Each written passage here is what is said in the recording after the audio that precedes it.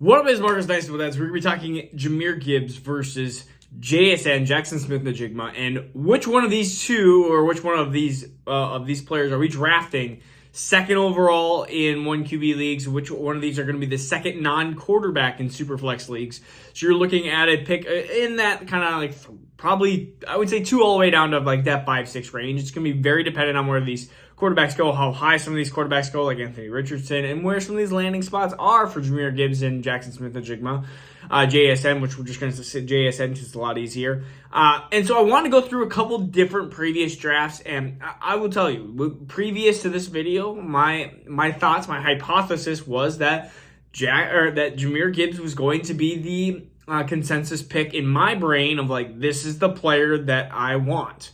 And I do think that the running backs, we're going to talk about running backs on demand. I think running backs are going to be on that higher demand. There is a bigger drop off from your top 10 running backs to running back 25, 30. Like, there is a bigger drop off compared to your wide receiver 10 to wide receiver 25. And I think there are some depth pieces that you can find in wide receiver versus running backs. You're really just kind of looking for injuries that happen and injury fill-ins. You're not going to have running backs that usually come out of nowhere and surprise you and get 1,000 yards. So we're going to talk about the previous draft. The previous draft was Kenneth Walker and Garrett Wilson. It was a discussion that we literally were having 12 months previous to the day.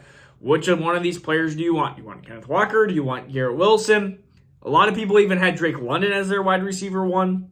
And so we'll talk a little bit about him. But those two were in my head. Or those two were videos that we had produced for a while, that we were talking about which one of these players do we want. And Kenneth Walker was my ultimate choice of, like, if you had to pick and you didn't have team dependency and you didn't have team need at one specific position, then in the ultimate world, Kenneth Walker was somebody that I was leaning towards. And so running back 3 is what he is ranked right now. And he is the number 7 non-quarterback. And I just kind of took the quarterbacks out so it'd be a little bit easier to process this, because I think the quarterbacks will be in this. But in the next question, of course, we're going to be probably talking about is quarterback versus one of these two players. And so Garrett Wilson was wide receiver 6. He's the number 11 non-quarterback. So only a few spots behind, only 4 spots behind. And Drake London is wide receiver 14, the number 25 non-quarterback. And so there's a big drop-off, of course, of Drake London. And with Kenneth Walker, my always statement for running backs is if you have a running back that ends up not being a huge bust, like Rashad Penny, Clyde Edwards-Helaire, even Clyde Edwards-Helaire held some value quite a bit of value after his first year, you are going to have a running back that is likely be able to flip for whatever wide receiver you want. Wide receivers are a little bit more risky. We've talked about the analytics of that, drafting wide receivers. Running backs are a little bit easier to draft because draft capital is one of the biggest factors when it comes to running backs. And so when you see a running back that is drafted in those first 2 rounds, you are pretty safe. I would say there are, again, some very few exceptions that can definitely bomb that argument. But when it comes to wide receivers, you're going to have the Ragers, the Henry Ruggs, and you're going to have all these different wide receivers that end up bombing out. Will Treylon Burks be that? Will Rashad Bateman be that? Will Rondale Moore, Elijah Moore, Sky Moore, all the Moores? I mean, will some of these wide receivers, they're a lot more risky. You can't necessarily just be like, oh, draft capital, that's going to be the key. I mean, it's a lot more difficult. And so we assume that Jaxon Smith-Njigba is going to be a good wide receiver, or at least I do. But my hypothesis is that running back is going to be a safer pick, and then that you can flip for the wide receiver that you are looking for. So let's go through back a couple of years. We're going to be looking at Jonathan Taylor, who was the 101, and CeeDee Lamb, which was the wide receiver 1 of that draft class. And I will even put in DeAndre Swift, because DeAndre Swift was one of the top running backs of that class that people were drafting right around CeeDee Lamb. And we look at him now. Let's look at where they are. And if you looked at this actually previous to David Montgomery being there, I think Swift is a lot higher. His stock has been dropping dramatically, but JT, number 3 non-quarterback, CeeDee Lamb, number 5, and Swift, 35. So Swift is a huge drop-off here. But if you said 12 months ago, could you trade DeAndre Swift for CeeDee Lamb? I think you could have. I think that, especially previous to Mari Cooper the departure of him. So this Gibbs versus JSN argument is extremely difficult because there are ways that you can make an argument for Gibbs to be ahead of Jaxon Smith-Njigba, and there are arguments to be had that you can have it vice versa.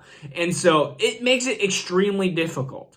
When it comes down to it, for me, I can look at analytics that show both ways, which is a little bit more surprising to me. I thought with especially the most recency data, and we see this, especially even with like Najee Harris, and we were looking at other wide receivers, unless they are elite of the elites, the Jamar Chases, the Justin Jeffersons, where they're almost untouchable for 7, 8, 9, 10 years, I feel like the running back is the choice to make. And that is definitely not necessarily even analytical based because there are, again, arguments both ways. So Gibbs versus JSN in my, right now, a lot of it's going to determine on some landing spots. If JSN or Gibbs gets put into a horrible position, I could see flip-flopping them. But at this point, I have Jahmyr Gibbs at my number 2 non-quarterback of this 2023 draft class. And I've even looked into more data as well. And the only analytical basis that I will say is that I think this is all, you have to kind of put these things into the analytical process. I think Jahmyr Gibbs is going to be drafted early. That has to happen. If it doesn't happen, then that's going to be a huge mark. I think Jahmyr Gibbs is going to be put into an offense that is going to be a running back needy offense and not put into an offense that has an already crazily established, like the Jets or like Denver or anything like that. I think he's going to be put into an offense that is going to be able to have, you could see a path where he's going to have the 65% of snaps. And I know that analytically, those two things, and I know that if that happens, analytically, he's going to be a safer running back that I could flip for any wide receiver that are a little bit more risky to draft. And so, again, I am going to draft the safest player, which I know Jaxon Smith is a safe-ish player, but there are still some injury concerns of his last year. We saw what he did on the same field as Chris Olave and Garrett Wilson, and that is... it helps the confidence, but for me, Jahmyr Gibbs is the running back number 2 of the class. He's the number 2 overall non-quarterback prospect of this class. And if somebody goes and comments, Jaxon Smith-Njigba, easily my number 2, I would say, well, why is he easily? But I could say, I would understand why you would say, oh yeah, Jaxon Smith-Njigba, my number 2 over Jahmyr Gibbs. I get it. His weight is slightly low. He is Jamar Charles-esque, but he's also Isaiah, not Isaiah Spiller. Why am I blanking? CJ Spiller. I was like, Isaiah Spiller. That doesn't sound right. He's not Isaiah Spiller. He's not a tank like Isaiah Spiller. He is also CJ Spiller-esque.